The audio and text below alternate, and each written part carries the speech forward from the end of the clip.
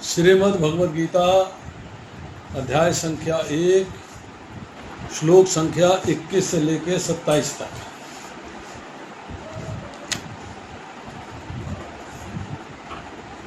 इक्कीसवां श्लोक पढ़ता हूँ। एक्चुअली जो 20वां श्लोक है उसके अंदर तीन लाइनें हैं, और ये जो अगला हम पढ़ रहे हैं 21 और 22वां, ये भी 3 लाइनें हैं, डिवाइडेड है, तो इसको जरा ध्यानपूर्वक सुनना है। अर्जुन उवाच सैन्य उभयो मध्ये रथम स्थापयामि अच्युत यावत् एतान् निरीक्षे अहं युद्धकामान् अवस्थितान् कह मया सह योद्धव्यम् अस्मिन् रणसमुद्यमे। अर्जुन ने कहा, हे अच्युत, कृपा करके मेरे रथ को दोनों सेनाओं के बीच में ले चलें, जिससे मैं यहाँ उपस्थित युद्ध के अभिलाषा रखने वालों को और शस्त्रों की इस महान परीक्षा में जिनसे मुझे संघर्ष करना है उन्हें देख सकूं। आज भी जब युद्ध होता है तो हम सामने वाले की सैन्य शक्ति का अनुमान लगाते हैं। सीक्रेट सर्विस होती है, इंटेलिजेंस सर्विस होती है, रॉ होती है, हम जासूस भेजते हैं, किसी न किसी तरीके से सामने वाले की जो सैन्य शक्ति है उसका हम अंदाज लगाते हैं। उस समय ऐसी कोई व्यवस्था नहीं थी कि जासूस भेजा जाए, या ऐसा कोई प्रोग्राम भी नहीं होता था। उस समय एक सिंपल प्रोग्राम था। सूर्यास्त के बाद दोनों सेनाओं के मुख्य लोग आपस में मिल सकते थे। सूर्योदय के पहले दोनों मिल सकते थे। और युद्ध भूमि में चूंकि सारी सेनाएं आमने सामने खड़ी हैं, इसीलिए कोई किसी किस्म की परेशानी नहीं। एग्री, चलने दीजिए, चलेगा। अब अर्जुन जो है वो ये चाहता है कि मैं देख सकूं कि मेरे सामने वाली जो सेना है उसके अंदर कौन कौन है, योद्धा कौन कौन है, सेना की व्यवस्था क्या है, उनके पास अस्त्र शस्त्र क्या है, सेना के व्यू कैसे बनाए गए हैं, चक्रव्यूह कैसे बनाए गए हैं, उनको जानना चाहता है कि युद्ध के अभिलाषा करने वालों को मैं शस्त्रों की महान परीक्षा में देख सकता हूँ, मैं उन्हें देख सकता हूँ। भगवान भक्तों की सहायता करने में कभी चूक नहीं होते, चूकते नहीं कभी, और अपनी स्थिति से कभी गिरते नहीं। परंतु यहाँ जो है भक्त जो है भगवान को आदेश दे रहा है और भगवान उस आदेश का पालन कर रहे हैं, ये बात नोट करने वाली है। भगवान भक्त के आदेश का पालन कर रहे हैं। आज भी हमने कई बार भजन सुने हैं, भगत के बस में है भगवान, कि भक्त जो है चाहे तो भगवान को अपने बस में कर सकता है। तात्पर्य पढ़ता हूँ श्री प्रभुपाद द्वारा। यद्यपि श्री कृष्ण साक्षात श्री भगवान हैं, किंतु वे हेतु की कृपावश अपने मित्र की सेवा में लगे हुए थे। वे अपने भक्तों को स्नेह दिखाने में कभी नहीं चूकते, इसलिए अर्जुन ने उन्हें अच्युत कहा है। सारथी के रूप में उन्हें अर्जुन की आज्ञा का पालन करना था। उन्होंने इसमें कोई संकोच नहीं किया, अतः उन्हें अच्युत कह के संबोधित किया गया है। यद्यपि उन्होंने अपने भक्त का सारथी पद स्वीकार किया था, किंतु इससे उनकी परम स्थिति अक्षुण्ण बनी रही। प्रत्येक परिस्थिति में वे इंद्रियों के स्वामी भगवान ऋषिकेश हैं। भगवान तथा उनके सेवक का संबंध अत्यंत मधुर एवं दिव्य होता है। ये बात हम चर्चा कर चुके हैं। भगवान भक्तों की सेवा करने से कभी नहीं चूकते, अपनी स्थिति से कभी गिरते नहीं। सेवक स्वामी की सेवा करने के लिए सदैव उद्युत रहता है, और भगवान भी भक्त की कुछ ना कुछ सेवा करने की ताक में रहते हैं। वे इसमें विशेष आनंद का अनुभव करते हैं। वे स्वयं आज्ञादाता न बने, अपितु उनके शुद्ध भक्त उन्हें आज्ञा दें। चूँकि वे स्वामी हैं, अतः सभी लोग उनके आज्ञा पालक हैं और उनको आज्ञा देने वाला उनके ऊपर कोई नहीं। किंतु जब वे देखते हैं उनका शुद्ध भक्त उनको आज्ञा दे रहा है तो उन्हें दिव्य आनंद मिलता है। कंडीशंस अप्लाई कि आज्ञा देने वाला भगवान का शुद्ध भक्त होना चाहिए, और भगवान अपने भक्त की सहायता करने से कभी नहीं चूकते। कई बार सहायता खुद करते हैं और कई बार सहायता किसी के माध्यम से करवा देते हैं। There is somebody who does this job for them.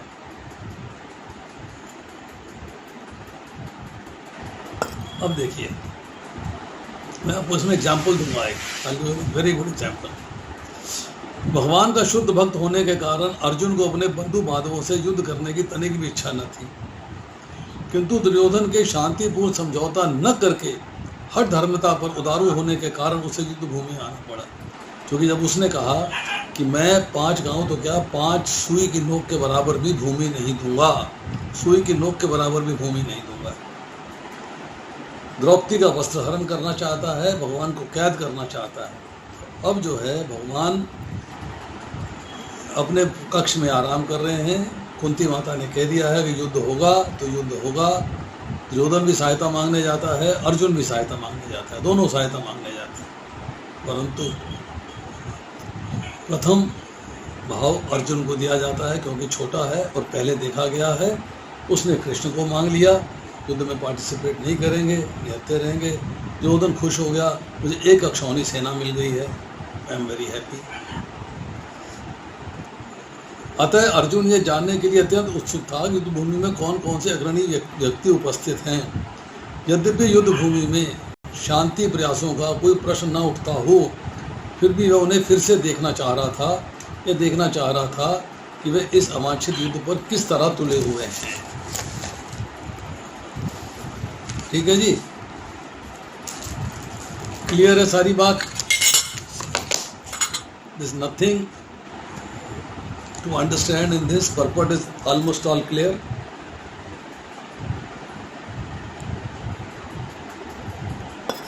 तेईसवां श्लोक पढ़ता हूँ। योत्स्यमानान् अवेक्ष्य अहम् एते अत्र समागतः धातराष्ट्रस्य दुर्बुद्धे युद्धे प्रिय चिकीर्षिव। मुझे उन लोगों को देखने दीजिए जो यहाँ पर धृतराष्ट्र के दुर्बुद्धि पुत्र दुर्योधन को प्रसन्न करने की इच्छा से लड़ने के लिए आए हुए हैं। उसने कहा कि धृतराष्ट्र के दुर्बुद्धि पुत्र, मतलब उसकी बुद्धि विकसित नहीं हुई है, उसे रिश्ते का पता नहीं है। बट दुर्योधन एक बात कहता है, दुर्योधन ने एक बात कही है।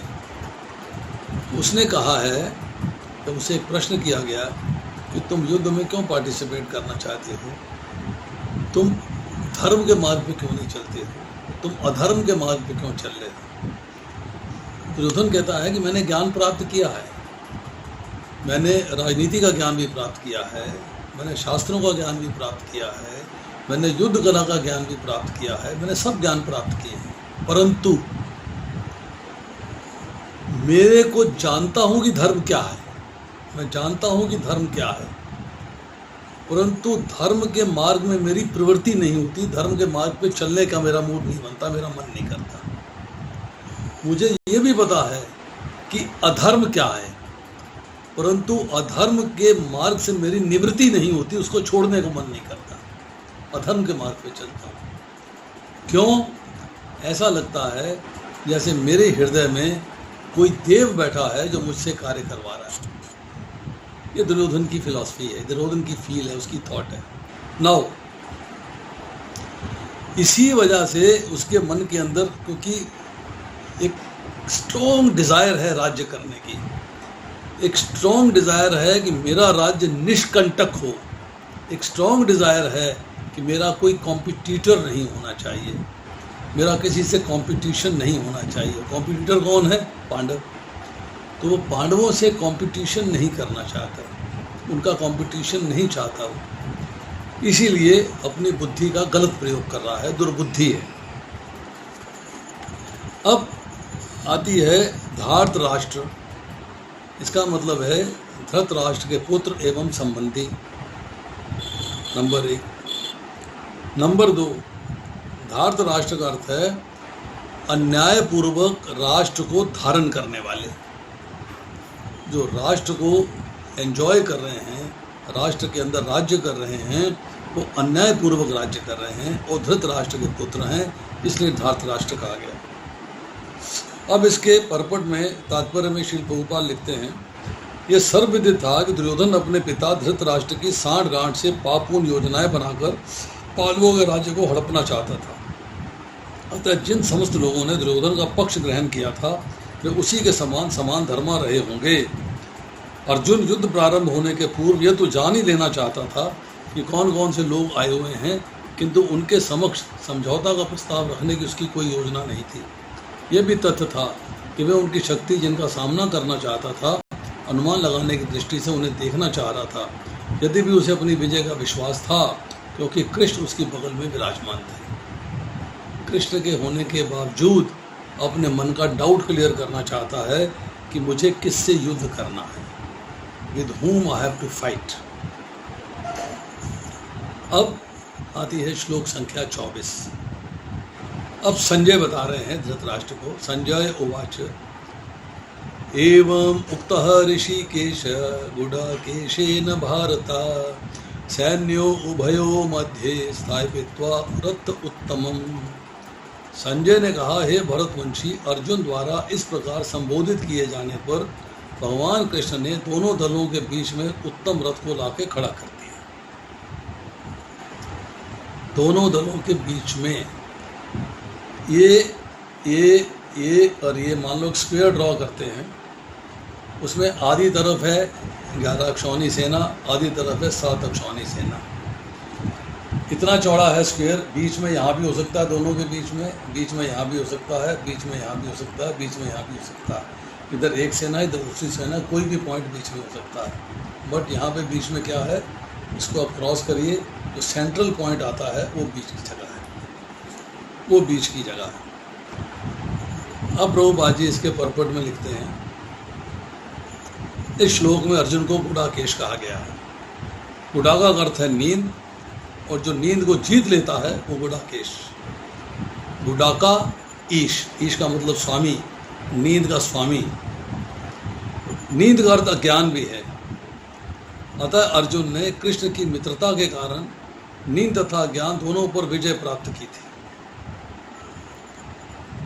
कृष्ण के भक्त के रूप में वह कृष्ण को क्षण भर भी नहीं भुला पाया, क्योंकि भक्त का स्वभाव ही ऐसा होता है।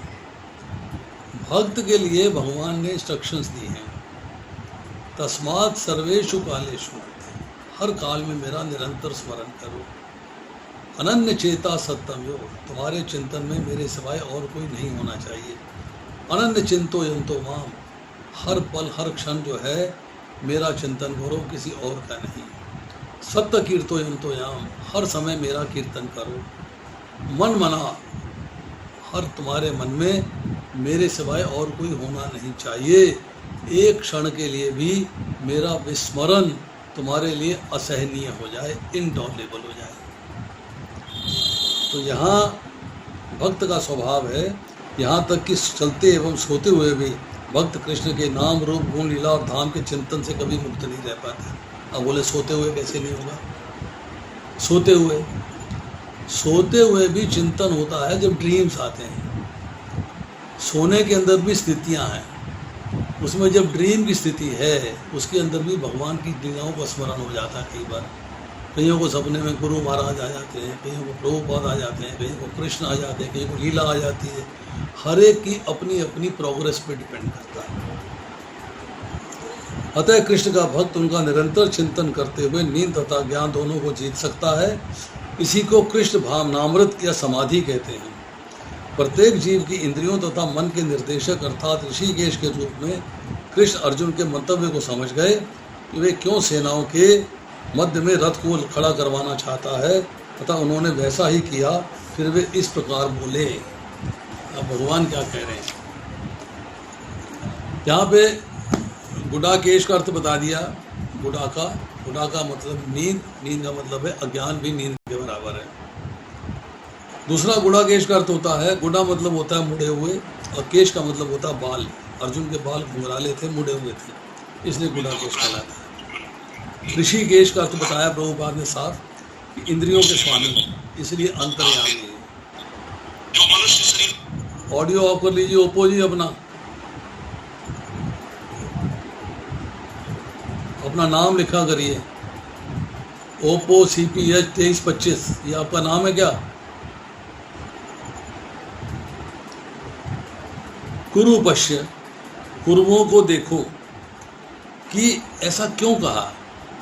ऐसा इसलिए कहा कि भगवान अर्जुन के अंदर मोह जागृत करना चाहते थे कुटुंब के प्रति, जिससे वो जिज्ञासा करे, और जिज्ञासा करे तो भगवान उत्तर दें, भगवान उसको आंसर कर सकें।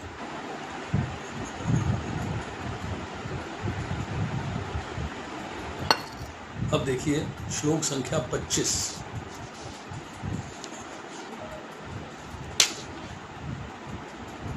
भीष्म द्रोण प्रमुखतः सर्वेषां च महिचित्तान् उवाच पार्थ पश्य एतान् संवेतान् कुरूनिति। भीष्म द्रोण तथा विश्व भर के अन्य समस्त राजाओं के सामने भगवान ने कहा, हे पार्थ, यहाँ पर एकत्र सारे कुरुओं को देखो, सारे कुरुओं को देखो।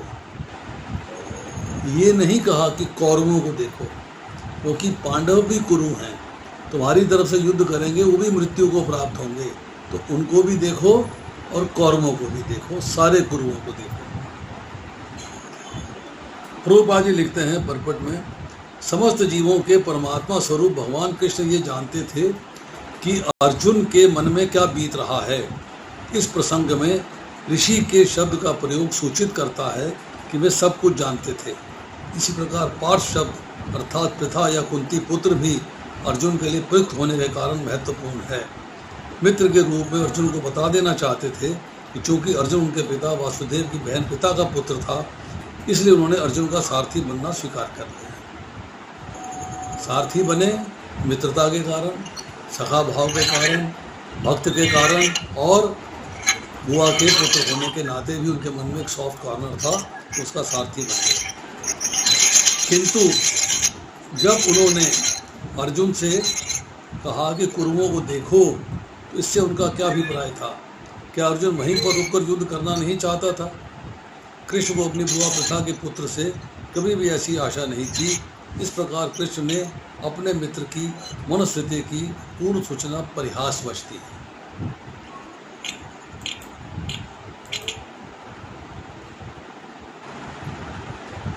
अब इसके अंदर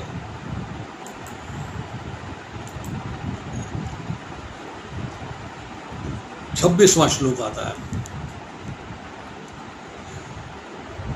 तत्र अपश्यते स्थितान् पार्थ पितॄन् अथ पितामहान् आचार्यान् मातुलान् भ्रातॄन् पुत्रान् पौत्रान् सखीन् तथा श्वशुरान् सुहृद च एव सैन्यो उभयो अपि।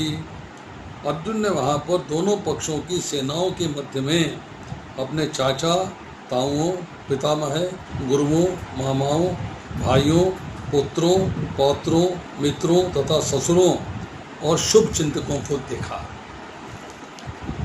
देखिए प्रभुपाद लिखते हैं, अर्जुन युद्ध भूमि में अपने सभी संबंधियों को देख सका। वे अपने पिता के समकालीन भूरिश्रवा जैसे व्यक्तियों, भीष्म तथा सोमदत्त जैसे पितामहों, द्रोणाचार्य कृपाचार्य जैसे गुरुओं, शल्य तथा शकुनी जैसे मामाओं, दुर्योधन जैसे भाइयों, लक्ष्मण जैसे पुत्रों, अश्वत्थामा जैसे मित्रों एवं कृतवर्मा जैसे शुभ चिंतकों को देख सका। वह उन सेनाओं को भी देख सका जिसमें उनके अनेक मित्र थे। तो उसके जो पिता हैं उनके भाई हैं भूरिश्रवा, पिता में है भीष्म और सोमदत्त, आचार्य है द्रोणाचार्य और कृपाचार्य, मामा है पुरोहित, कुंती, भोज, शल्य, शकुनी, भाई है भीम, युधिष्ठिर, दुर्योधन, दुशासन, नकुल, पुत्र हैं अभिमन्यु, घटोत्कच, भतीजे हैं भाई के पुत्र लक्ष्मण, दुर्योधन का पुत्र है, मित्र हैं अश्वत्थामा, और ससुर हैं द्रुपद, शैब्य हैं युधिष्ठिर के ससुर हैं सात्यकी और कृतवर्मा। ऐसे ऐसे योद्धा सबको देख रहा हो, कुछ उसके अपनी तरफ है और कुछ उसके विपरीत हैं, उसके अगेंस्ट खड़े हुए हैं। अब आती है श्लोक संख्या 27। इसके बाद प्रकरण चेंज हो जाएगा। तान समीक्षय स कौन्तेय सर्वान् बंधून् अवस्थितान् कृपया पाया आविष्ट विषीदन इदम अब्रवीत। जब कुंती पुत्र अर्जुन ने मित्रों तथा संबंधियों की इन विभिन्न श्रेणियों को देखा तो करुणा से अभिभूत हो गया और इस प्रकार बोला। अब करुणा जागृत हुई है। मित्रों और संबंधियों की श्रेणियों को देखा है, अब उसमें करुणा जागृत हो रही है। अब देखिए, करुणा जो है, अगर हम किसी को देखते हैं, गरीब है, टांग टूटी हुई है, हाथ कटा हुआ है, बोल नहीं पा रहा, गूंगा है, पहनने को वस्त्र नहीं है, नंगा घूम रहा है, सर्दी में उसके पास कंबल नहीं है, बहुत सारी समस्याएं हैं, तो हम क्या करते हैं कि हम उस पर कंपैशन आ जाता है, करुणा जागृत हो जाती है। जब करुणा जागृत होती है तो उसके बाद आती है दया। दया आती है, इसको कुछ दे दिया जाए, इसको कुछ हेल्प कर देनी चाहिए, इसको कुछ दे देंगे तो इसकी हेल्प हो जाएगी, दया आ जाती है।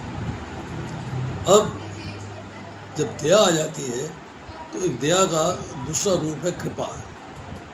दया में और कृपा में भेद है। जब चर्चा आएगी तब आपको दया में और कृपा में क्या भेद है बताएंगे।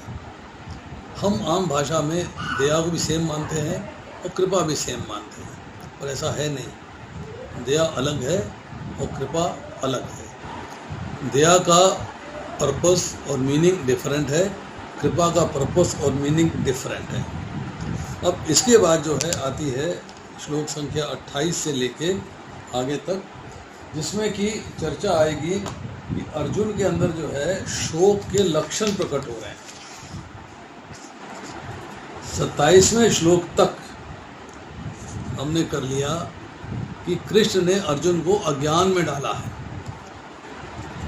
भगवान सभी प्राणियों के प्रति दयालु हैं।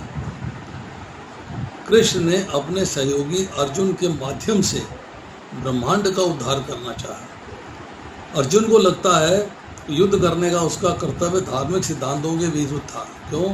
धर्म कहता है अहिंसा परमो धर्म है, अहिंसा का पालन करना चाहिए, और यहाँ हिंसा करने वाला है, जो कि श्रुति शास्त्रों में उल्लिखित अहिंसा के तत्व ज्ञान की विकृति के माध्यम से था।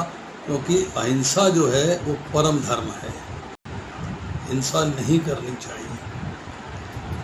जब हम हिंसा पे चर्चा करेंगे तब आपको बताएंगे हिंसा कितने प्रकार की होती है, हाउ मेनी टाइप्स, हिंसा की वैरायटी क्या है। बहुत लंबा चौड़ा डिस्कशन है वो हिंसा की वैरायटी का। अब इसके बाद जो है अगली बार होगा हमारा श्लोक संख्या 28 ऑनवर्ड्स। देखते हैं कहाँ तक करते हैं, 28 से लेके 35 तक करते हैं या 38 तक करते हैं, इसका कैलकुलेशन करेंगे, फिर आपको बताएंगे। तो आज छोटा सा प्रकरण था, आज इतना ही। हमने प्रभुपाद के परपट्स पढ़े, हमने उनकी ट्रांसलेशंस पढ़ी और हमने ट्रांसलेशन को समझने का प्रयास किया, परपट को समझने का प्रयास किया। अगर इसमें किसी का कोई प्रश्न है तो वो पूछ सकता है, यू कैन आस्क क्वेश्चंस। बताइए।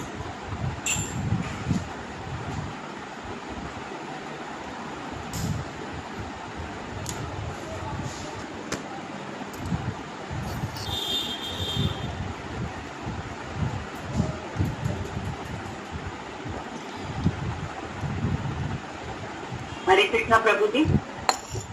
यस, भावना मेरी रता जी बोलिए। प्रीति भाटिया बोलिए प्रीति जी, बताइए। ये प्रभु जी आपने 23वें श्लोक में रसराज का क्या मीनिंग बताया था, वो मुझे मिस हो गया थोड़ा सा लिखने में। लिखेंगे ना तो हाँ, तो सुन भी रही थी, लेकिन स्पीड में लिखने की कोशिश करी, क्योंकि बाद में उसको रीड करना होता है ना, तो फिर बैठता नहीं है पूरा, क्योंकि चीजें ढंग से समझ में आ जाए। मैं आपको एक सजेशन दूं, हुआ है मेरा। मैं आपको एक सजेशन दूं। हाँ जी, सबके लिए है। हाँ जी, हाँ जी। This is for everyone. आप इस क्लास में केवल सुनिए, अच्छा, केवल सुनिए, कंसंट्रेट होकर। पेन कलम इस्तेमाल मत करिए आप। अच्छा, इसके बाद YouTube पे जाइए, इस चैप्टर के अंदर मेरे यही लेक्चर कम से कम 4-5 बार रिकॉर्ड हुए हैं, उनको सुनिए, आपको सब आंसर वहीं से मिलेंगे। फिर जो मर्जी नोट करिए, क्योंकि यूट्यूब में आपके पास चांस है रिवाइंड करने का, फॉरवर्ड करने का, रिवाइंड करने का, फॉरवर्ड करने का। यहाँ जब बोलते हैं तो फिर रिवाइंड नहीं होता, बोलते चले गए तो बोलते चले गए, आगे बढ़ गए, फिर रिवाइंड नहीं होगा। ठीक है नहीं? तो यहाँ लिखेंगे ना तो फिर सुनने में मन नहीं लगेगा, लिखा हुआ भूल जाओगे आप, मतलब लिखने में सुनना भूल जाओगे आप। धार्त राष्ट्र, धृत राष्ट्र नहीं कहा, हाँ क्या गया है? धार्त राष्ट्र। धार्त राष्ट्र का मतलब ये है, जब धार्त और राष्ट्र को अलग अलग करेंगे या धार्त राष्ट्र को एक वर्ड के रूप में बोलेंगे, जब अलग अलग करेंगे तब ये है राष्ट्र को धारण करने वाले, धारण कैसे किया है? अन्यायपूर्वक। दूसरा है धार्त राष्ट्र का मतलब है धृत राष्ट्र के पुत्र एवं संबंधी। दो मीनिंग है इसके।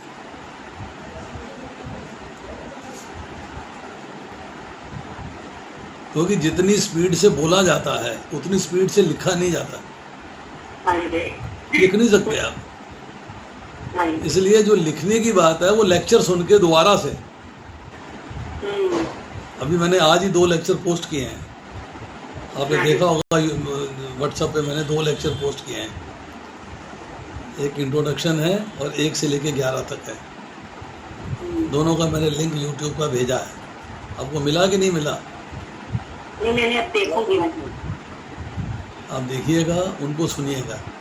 और उसी में मैं आपको जब प्लेलिस्ट भेजूंगा चैप्टर 1 की, तो चैप्टर 1 के उसके अंदर मेरे पुराने लेक्चर भी हैं जो 2008 में दिए थे, 2007 में दिए थे, 2009 में दिए थे, वो भी हैं।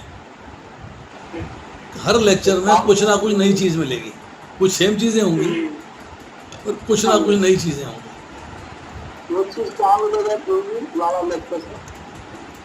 आप सुन सकते हो। यस, भावना जी का हाथ खड़ा है। हरे कृष्णा प्रभु जी, दंडवत प्रणाम। यस माता जी, दंडवत प्रणाम। कहिए प्रभु जी, लास्ट वीक आपने ना क्लास में बताया था कि गुरु ग्रंथ साहिब जी में गुरु नानक देव जी ने भगवान को कई बार निरंकार कहा है। मैंने बोला ही नहीं। पिछले हफ्ते से प्रभु जी क्लासेस हुई थी ना, आप लेक्चर सुन लो, लेक्चर सुन लो। तो उसमें यही जानना था कि निरंकार क्यों कहा है उन्होंने। आपने किसी और का लेक्चर सुना होगा, जो भागवतम में लेक्चर हुए थे, फिर आपको जैसे वो प्रभु जी लेते हैं ना बीच में कई बार जवाब देने के लिए, तब बोला था आपने। मैंने भागवतम के अंदर भी नहीं बोला और मैंने भगवत गीता के अंदर भी नहीं बोला। ये आपने राधिका कृपा माता का लेक्चर सुना होगा, उन्होंने बोला होगा कि वो ग्रंथ साहब पे बोलती है, मैं नहीं बोलता। पर मैं आपको उसका रीजन बता देता हूँ। बस प्रभु जी, लेकिन अगर मालूम है वैसे क्योंकि निरंकार क्यों कहते हैं वो उनको? देखिए, उसके जो पहले शब्द हैं क्या हैं, आप पहली लाइन के पहले 3 शब्द दोहराइएगा। कौन सा प्रभु जी? एक ओंकार, सद्गुरु प्रसाद, सद्गुरु प्रसाद, आगे एक ओंकार, सद्गुरु प्रसाद, कर्ता पुरख। पुरख, व्हाट इज पुरख? कर्ता पुरख। हाँ, व्हाट इज कर्ता पुरख? सब कुछ करने वाले। कौन? भगवान। तो भगवान का जब सब कुछ करने वाले हैं, पुरुष हैं, तो साकार होने चाहिए ना। हाँ जी, हाँ जी। तो निरंकार कैसे हो गए? हाँ, तो वही इसमें निरंकार का कुछ मीनिंग बताया था उन्होंने, निर्पौ निर्वैर। निरंकार का मतलब ये है कि जो इंद्रियों से अतीत है, इंद्रियों से देखे नहीं जा सकते, इंद्रियों से समझे नहीं जा सकते, इसलिए निरंकार कह देते हैं। तो प्रभु जी, यही मतलब हुआ, जो इंद्रियों से देखे नहीं जा सकते, इंद्रियों से समझे नहीं जा सकते, इसलिए निरंकार है। इसलिए निरंकार कह रहे हैं। ठीक है। वरना उन्होंने पहले जो कर्ता पुरुष कहा है, वो कर्ता पुरुष का भी मीनिंग नहीं एक्सप्लेन कर पाते। कर्ता पुरुष का भी जो मीनिंग है करने वाला, और पुरुष, और पुरुष को पुरुष बोला है। पुरुष तो सगुण और साकार होना चाहिए, वो कहते हैं निरंकार, निराकार है, ब्रह्म ज्योति मानते हैं। तो कंफ्यूजन है ये। They are themselves not clear. एक लीक पे चले जा रहे हैं, बस एक लाइन में चले जा रहे हैं, दैट्स ऑल। चलिए राजकुमारी जी आप बोलिए। हरे कृष्ण प्रभु जी, मैं प्रणाम। यस माता जी बोलिए। प्रभु जी मेरा क्वेश्चन है अध्याय 4 का, यह 29वां श्लोक है। अध्याय 4 का 29वां श्लोक। हाँ जी।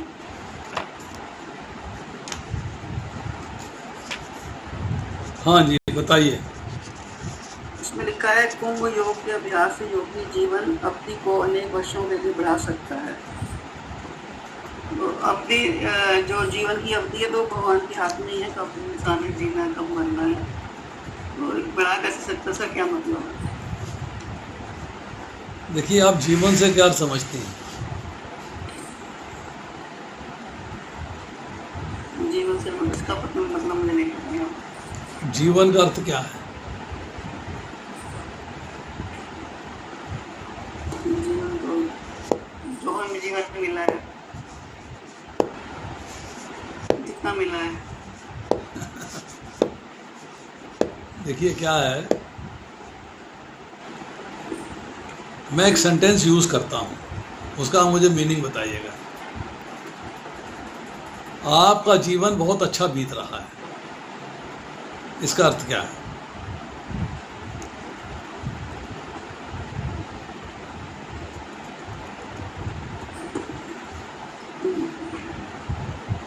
जो मैं जी रही हूँ वो मतलब बहुत अच्छे तरह से जी रही हूँ। मतलब अगर हम ये कहें कि आपका जीवन बहुत अच्छा बीत रहा है तो उसमें हम 2-3 चीज़ें इस्तेमाल कर सकते हैं। एक हेल्थ, दूसरी वेल्थ। तेरी जिंदगी बड़ी बढ़िया है। जिंदगी मीन्स जीवन। बढ़िया किस लिए है कि तुम्हारे पास धन भी अच्छा है और सेहत भी अच्छी है। तो यहाँ जो कर रहे हैं, जब योग करते हैं आप जो है, इसमें जो आपकी स्थितियाँ हैं, जब कुंभक करते हैं, रेचक करते हैं, प्राणायाम होता है सारा, तो इसके अंदर जो है, जो आपकी हेल्थ है वो मेंटेन हो जाती है। तो उस जो जीवन की अवधि है उसको बढ़ाने का मतलब क्या है कि हेल्थ आपकी अच्छी हो गई। जो टाइम लेते हैं बर्थ टू डेथ, वो एक अलग क्राइटेरिया है, वो अलग क्राइटेरिया है। परंतु यहाँ जो जीवन का क्राइटेरिया है वो ये है कि बाय डूइंग दिस आपका मन वश में होगा। अब प्राणायाम करेंगे, प्रत्याहारा पे जाएंगे, अब उसके बाद ध्यान धारणा समाधि पे जाएंगे, ध्यान योग के ही लक्षण है ना सारे। तो फिर आपका जो है जीवन जो है वो बड़ा सुव्यवस्थित हो जाएगा, अच्छा हो जाएगा।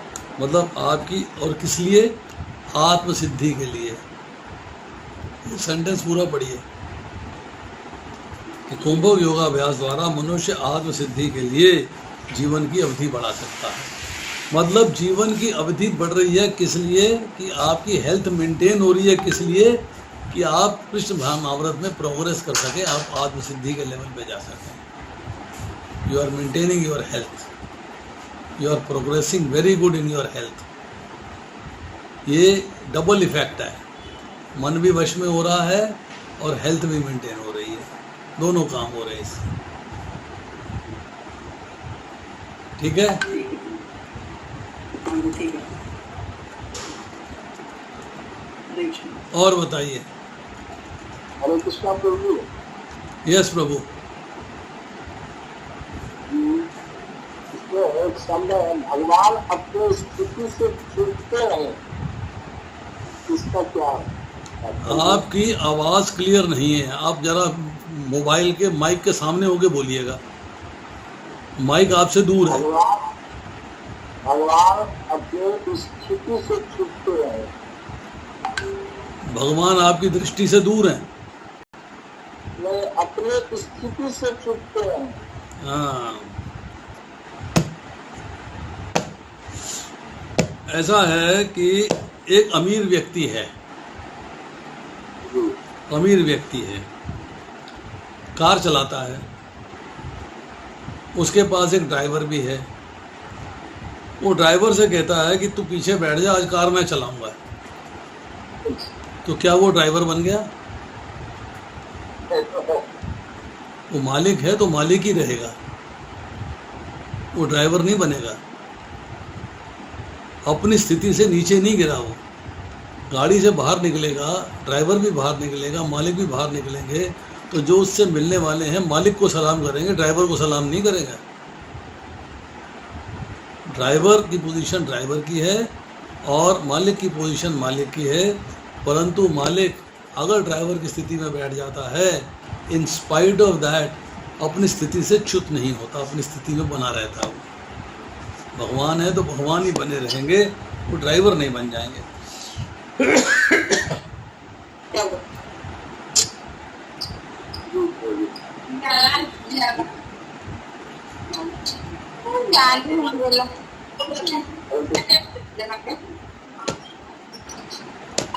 और कोई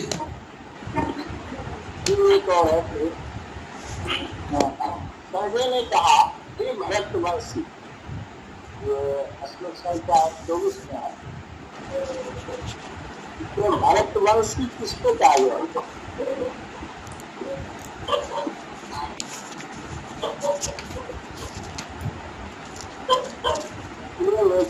एक सेकंड,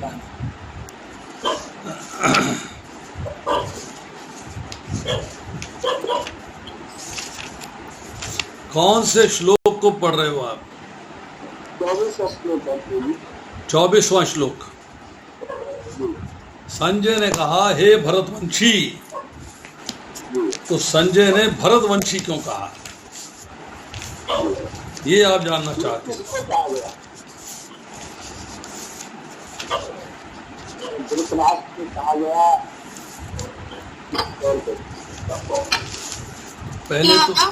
पहले तो आप ये जानिए गले तो क्या नुकसान कि भरतवंश क्या है।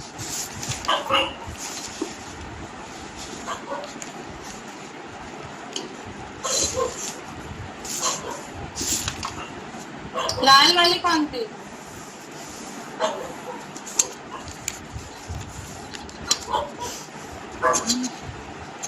किसी का ऑडियो ऑन है। दीपिका बंसल जी आपका ऑडियो ऑन है, विजय गोयल जी आपका ऑडियो ऑन है, और प्रभु जी आपका भी, फरीदाबाद वाले आपका भी ऑडियो ऑन है। क्वेश्चन कर लिया ना, अब ऑडियो ऑफ कर दो बस। विजय गोयल प्रभु, आपको मैं कई बार बोल चुका हूँ, प्लीज अपना ऑडियो ऑफ कर लीजिएगा।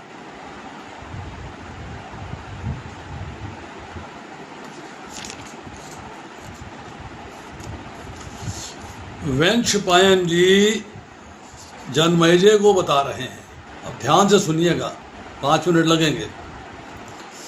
ब्रह्मा जी के दाहिने अंगूठे से दक्ष प्रजापति प्रकट होते हैं, इनको बोला जाता है प्राचेतस दक्ष। इनकी पत्नी का नाम है वीरनी। 1000 पुत्र हुए, नारद मुनि से उपदेश मिला, विरक्त हो गए।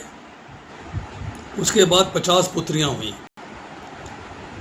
इन्होंने 50 पुत्रियों का विवाह किया और ये बोला कि जिसका प्रथम पुत्र होगा उसको अपना पुत्र बना लेंगे। 13 कन्याओं का विवाह कश्यप मुनि से कर दिया, उनमें एक थी अदिति। अदिति से आते हैं 12 आदित्य, इंद्र, विवस्वान, 12 आदित्य हैं।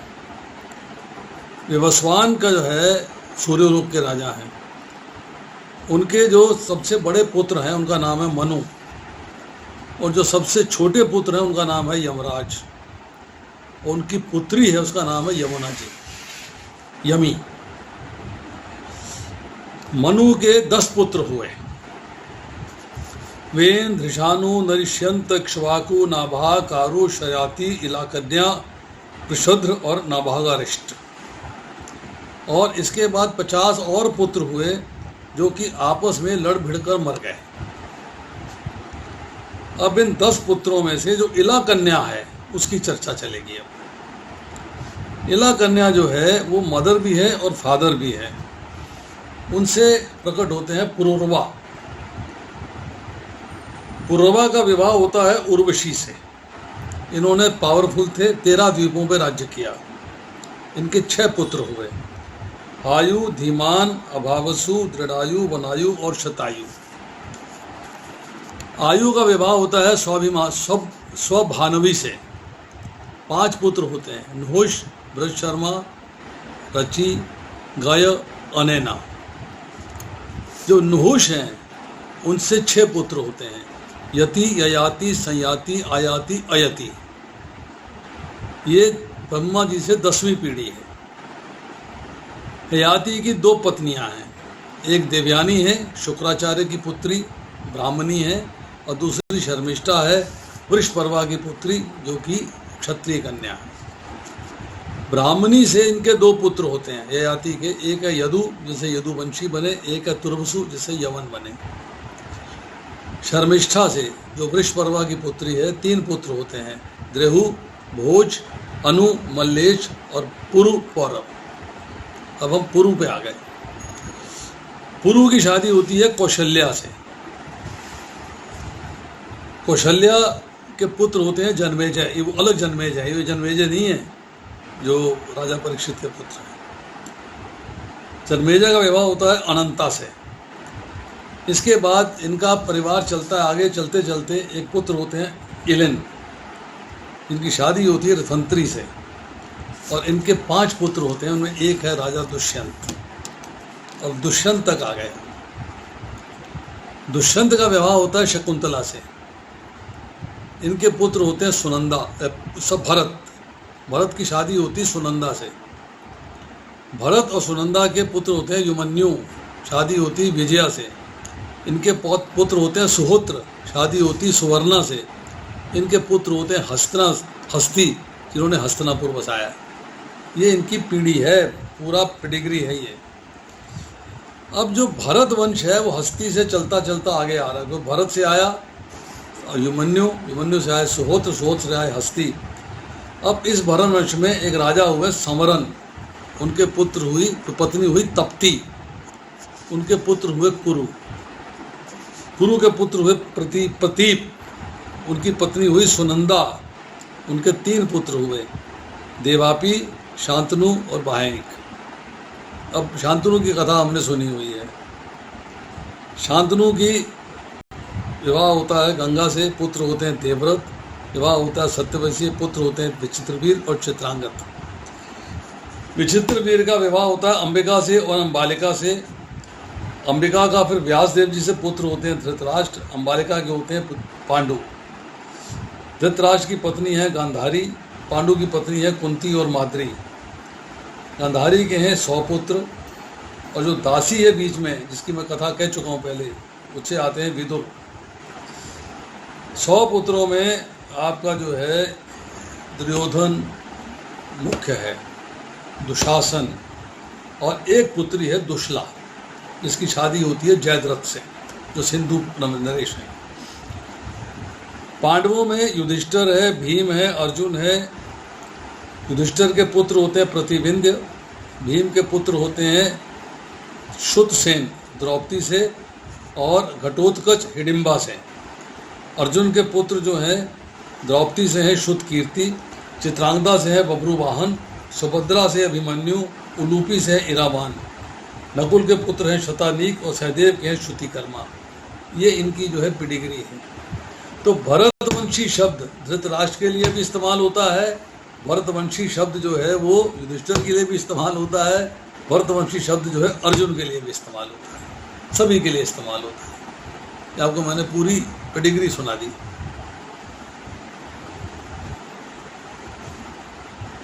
अब और पूछिए। यस, नेहा अरोड़ा जी के प्रभु जी का हाथ खड़ा है। प्रभु जी, यस प्रभु। प्रभु जी मुझे ये पूछना था, जो आपने 23वें श्लोक में ये कहा है अर्जुन ने, मुझे उन लोगों को देखने दीजिए जो यहाँ धृतराष्ट्र के दुर्बुद्धि पुत्र दुर्योधन को प्रसन्न करने की इच्छा से लड़ने आया। तो प्रभु जी जैसे लड़ने तो भीष्म पितामह, द्रोणाचार्य, कृपाचार्य, शकुनी जी, यशल्य, ये सब क्या दुर्योधन को प्रसन्न करने के लिए लड़ रहे थे? देखिए, इन लोगों ने एक वचन दिया हुआ है कि हम कौरव राज्य के प्रति समर्पित रहेंगे। जब मैंने आपको पहले बताया कि शंख बजा है तो दुर्योधन को हर्षित करने के लिए बजा है। ये सब लोग जो है दुर्योधन की प्रसन्नता के लिए एकत्रित हुए हैं कि युद्ध होगा, दुर्योधन को प्रसन्नता मिलेगी। ये अलग बात है कि हारेगा, अलग बात है कि he will lose the war, परंतु उसको प्रसन्न करने के लिए आए।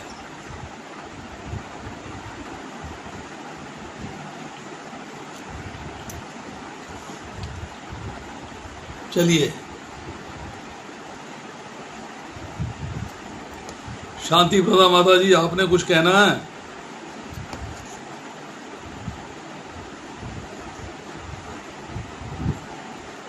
बहुत अच्छा लेक्चर था प्रभु जी आपका, थैंक यू सो मच।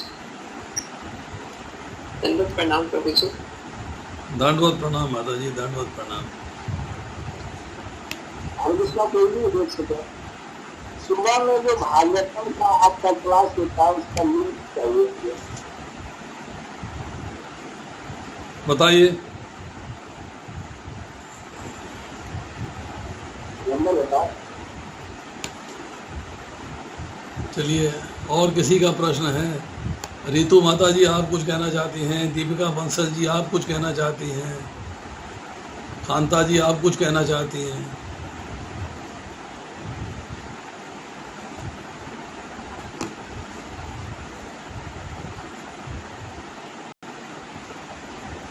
चलिए समाप्त करें फिर। किसी का कोई प्रश्न नहीं है तो हम इसको समाप्त कर देते हैं।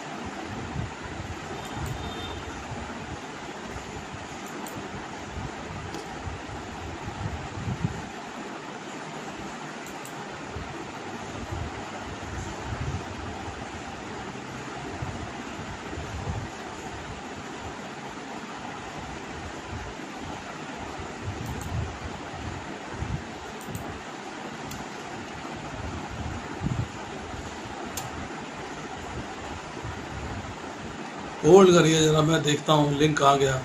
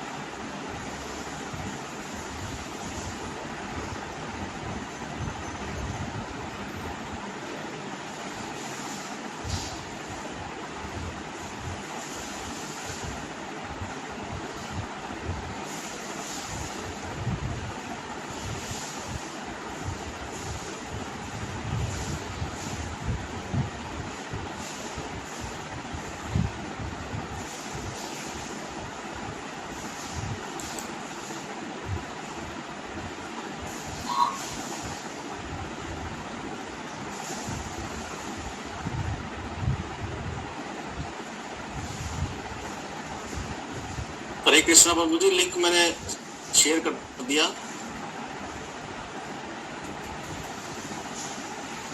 इसी ग्रुप पे शेयर कर दिया।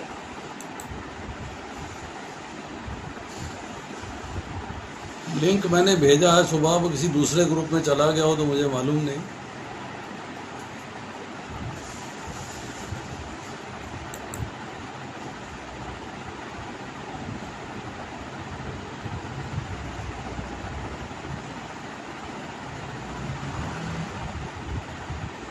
लिंक गया कहाँ?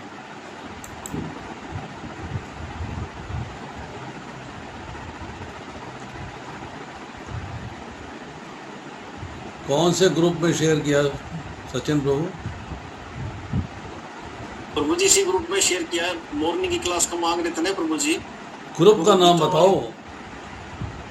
इसी ग्रुप नहीं, ये प्रभु जी एक सेकंड, ये रीड गीता एट होम।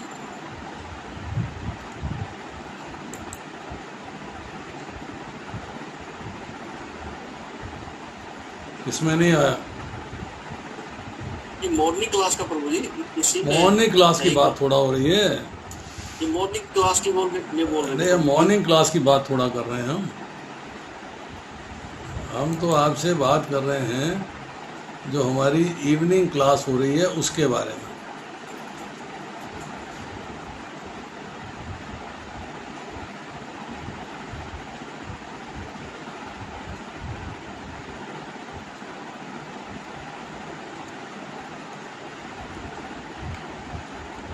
मैंने उसके लिंक जो है ना वो मैंने कॉपी करके उनको पेस्ट किया था, आज किया था या कल किया था मुझे याद नहीं। मैंने वो इतने सारे मेरे पास फोल्डर्स हैं मुझे खुद नहीं याद है। मैं उसको दोबारा से ढूंढ के पोस्ट कर दूंगा, सारे ग्रुप्स में पोस्ट कर दूंगा लिंक को। I will search the link and post in all the groups. ठीक है।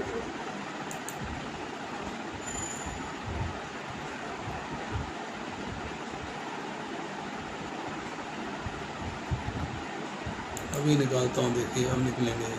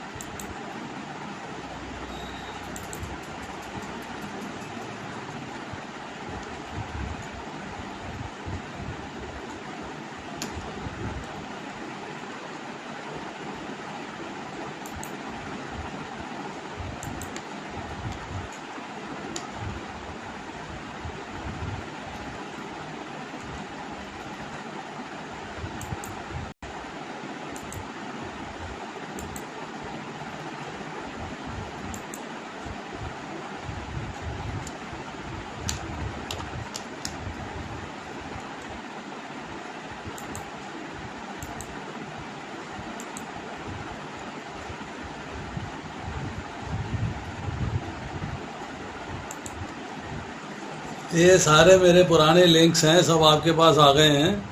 और नए वाले लिंक्स जो हैं वो मैं अभी ट्रेस करके आपको वो भी भेज दूंगा। जो कल तो परसों लेक्चर हुए हैं 2 दिन, उनके लिंक भी मैं आपको ट्रेस करके भेज दूंगा। ये मेरे पुराने लेक्चर्स हैं सारे, भगवत गीता के पहले चैप्टर के हैं ये। 1 से 1 11 है, 12 से 27 है, 28 से 46 है, फिर 1 से 27 है, फिर पहले अध्याय का 36वां श्लोक है, फिर 42 से 46 है, फिर 1 से 20 तक है, फिर 21 से 30 तक है, फिर 31 से 46 तक है, फिर 1 से 2 है। ये सारे लेक्चर जो है मैंने आपको लिंक भेज दिए हैं, इसको अब आप जो है ट्रेस कर सकते हो। और जो 2 लेक्चर अभी मैंने दिए थे पिछले हफ्ते में, उसके लिंक भी मैं आपको भेज दूँगा। ये मैंने सारे ग्रुप्स में डाल दिया है, चैप्टर 1 के लिंक्स हैं सारे, ये आप देख सकते हो।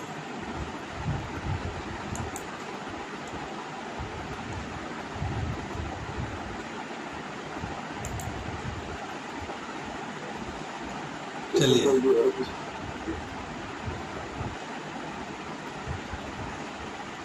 अब समाप्त करते हैं।